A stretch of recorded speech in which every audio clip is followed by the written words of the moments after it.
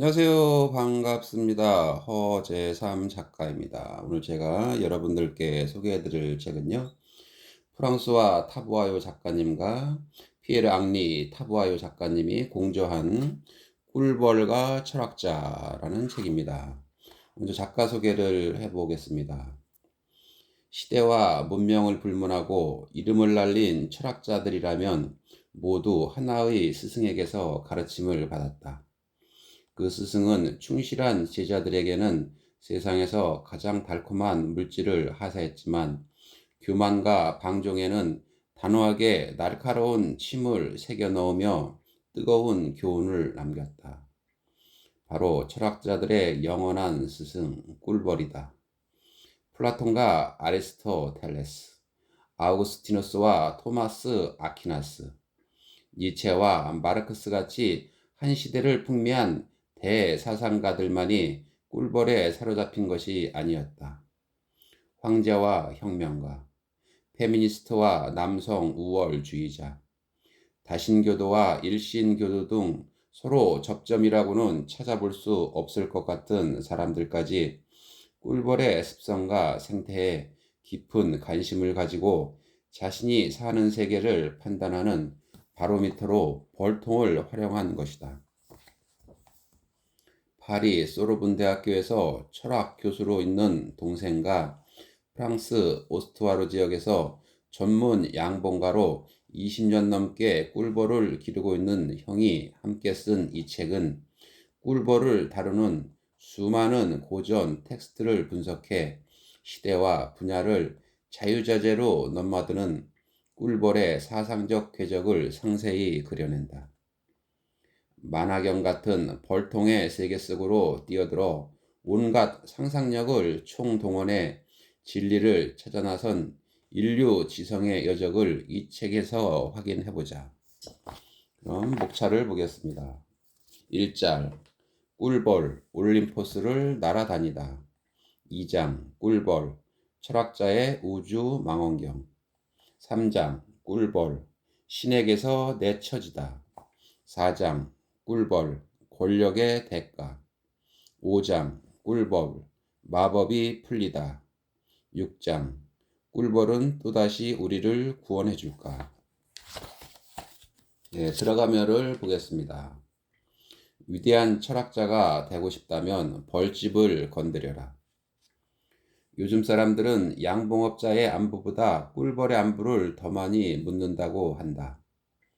양봉업자들이 봉침에 쏘일 걱정보다 꿀벌 그 자체에 관심을 더 두는 이유는 무엇일까? 그건 바로 꿀벌이 특별한 곤충이기 때문이다. 꿀벌은 그저 작은 곤충이지만 잊을만 하면 한 번씩 신문이나 잡지에 일면을 장식하며 무게 있는 시사 잡지에도 등장한다. 꿀벌 이외에 다른 어떤 생물도 이렇듯 지대한 관심과 우려의 대상이 되지 못한다. 사람들이 종의 전반적인 건강 상태와 지속성, 멸종 가능성에 촉각을 세우고 있는 경우도 오로지 꿀벌 뿐이다. 물론 다랑어나 큰곰, 새끼 바다표범과 돌고래 등 우리 주변에 친숙한 동물 가운데 멸종 위기에 놓인 생물들은 많지만 그래도 꿀벌만큼 관심과 연구의 대상이 되는 동물은 없다. 하지만 이보다 더 놀라운 사실은 꿀벌의 멸종 유발 요인이 곧 이 시대의 크고 작은 문제들과 신기할 정도로 중첩된다는 점이다. 여러 가지 논문과 자료, 연구 조사 결과는 꿀벌의 멸종을 초래하는 요인들로 아시아 지역에서 들어와 꿀벌을 공격하는 진드기와 침투성 살충제의 무분별한 사용을 손꼽았다.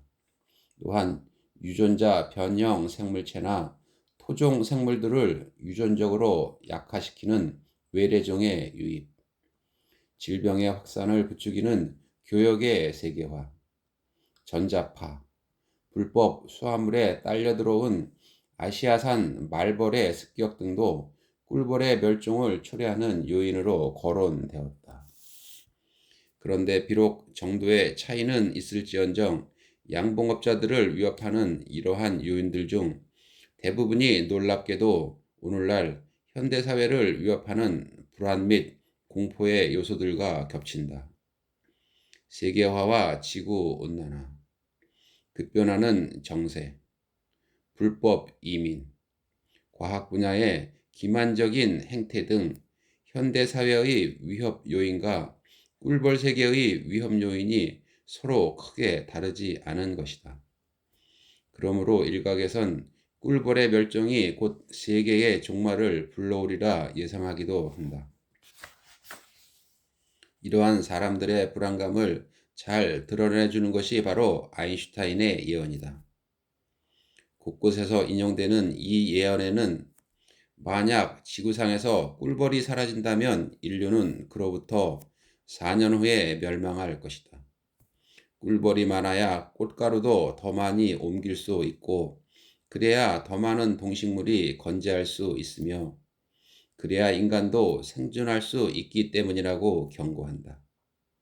물론 아인슈타인은 이런 예언을 남긴 적이 없는 것으로 밝혀졌다. 그렇다면 사람들은 왜 아인슈타인이 하지도 않은 말을 사실처럼 믿는 것일까? 물리학자인 아인슈타인은 생물학이나 자연과학과도 거리가 멀었을 뿐더러 예언자도 아니었는데 말이다. 출처가 불분명한 이 말이 유명 과학자의 이름을 빌려 대대적으로 퍼져 나갔다는 사실에서 알 수 있는 것은 바로 꿀벌이 인류의 미래를 보여주는 거울이자 인류의 운명을 가늠해주는 척도로 여겨진다는 점이다. 그런데 꿀벌이 이처럼 조금 특별한 일을 맡아온 게 어제 오늘 일은 아니다. 과거로 거슬러 올라가 보면 시대와 문명을 불문하고 모든 사상가들이 벌집에서 꿀 이외에도 인생의 지침이나 모델을 구했을 뿐 아니라 자연의 숨은 비밀이나 문명의 신비를 걷어내줄 답을 찾고 있었다는 사실이 드러나기 때문이다. 학문의 원천이자 미덕의 모델로 간주된 꿀벌은 유럽의 제국이나 봉건 군주의 문장으로도 사용되고 무정부주의나 민주주의, 공산주의, 심지어 자본주의에서조차 그 상징으로 사용된다. 사람들은 꿀벌에게서 산업과 통치의 원리를 배우고 서정성이나 경외심, 근검 절약 정신뿐 아니라 전리품을 탈취하는 방식까지도 배운다. 꿀벌이 날아갈 때 윙윙거리는 소리도 사람들은 이를 벤치마킹해 인터넷상의 입소문을 버즈라고 칭한다. 꿀벌의 수분 가정 또한 디지털 경제의 훌륭한 모델로 자리 잡았으며 벌집은 최근에도 집단 지성의 이해에 도움을 준다. 조직 체계의 구조나 시민 참여 현상에 대한 이해의 폭을 넓혀주기도 하는 꿀벌의 여러 가지 생리와 행동 양상은 다양한 분야에서 연구되고 있다. 이처럼 꿀벌이 여러 분야에서 두루 활용되는 이유는 늘 존재의 한계를 뛰어넘기 때문이다. 꿀벌이 비상하거나 조직 내에서 일사불란하게 움직이는 모습을 지켜보고 그 생물이 만들어낸 꿀을 맛보고 나면 자연히 형이상학적인 몽상에 빠져든다. 마치 꿀벌이 철학자의 탈을 쓰고 우리를 철학의 세계로 인도하는 느낌이다. 그렇다면 우리는 왜 이 작은 미물에 그토록 매료되는 것일까? 우리가 꿀벌의 세계에서 만물의 섭리와 의미를 구하고자 하는 이유는 무엇이며 우리는 왜 이들에게서 삶의 의미와 자연의 속성을 발견하고자 하는 것일까? 이 책에서는 이렇듯 철학의 시선에서 본 꿀벌에 초점을 맞춘다. 따라서 이 책의 목표는 사상의 역사에서 꿀벌이 날아다닌 궤적을 짚어보는 것이다. 그리고 과거부터 현재까지 꿀벌의 생태를 살피면서 우리가 그 생물에 대한 이해의 폭을 어떻게 넓혀왔는지 추적한다. 이어 우리가 어떻게 살아야 하는지, 지혜를 터득하고 죽음을 면하는 길은 무엇인지를 꿀벌을 통해 알아보고자 한다. 역사적으로 이름을 날린 학자와 현자들도 바로 이 작은 민물에게서 모든 답을 구했다. 태초 이래 이어져 주요 문제들 앞에서 걱정과 근심에 시달리던 인류 역시 꿀벌에게서 답을 구했다. 꿀벌이 다른 그 어떤 동물보다 우화에 자주 등장하는 유명 인사가 된 이유도 바로 여기에 있다. 말하자면 꿀벌은 우화 적합형 동물인 셈이다. 우화는 대개 철학적 성격을 담고 있고 우리에게 도덕적인 교훈을 준다.